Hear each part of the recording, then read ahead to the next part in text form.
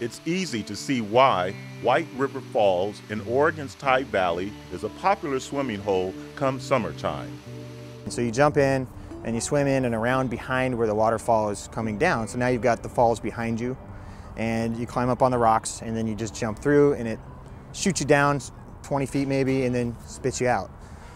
But little did Don Meyers know that a trip to the falls to cool off would turn into a test of his emergency skills, not only once, but twice in one day. I don't know if you've ever swam by a waterfall, but it's really loud. You can't hear anything.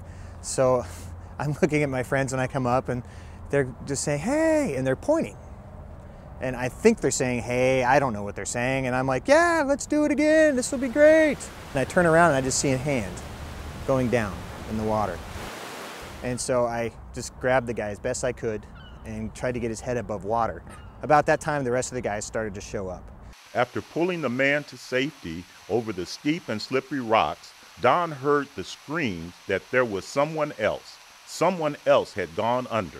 Sure enough, we find another guy, and we get him out the same way. I look over at the guys that I was with and just take vitals. And the answer, in quotes, what are those?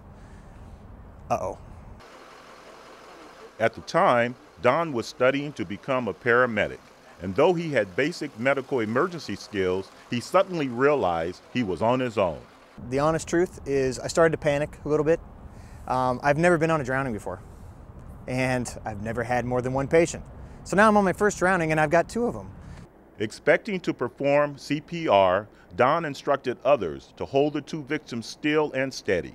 I go back to the first guy, and he had started vomiting, and he started breathing, and it was awesome. I was like, this is great. Just hold him here. Don't let him move. He's vomiting. Just keep him on his side. And then we moved to the next guy.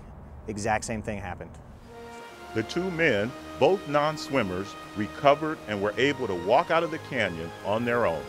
Very lucky, very lucky.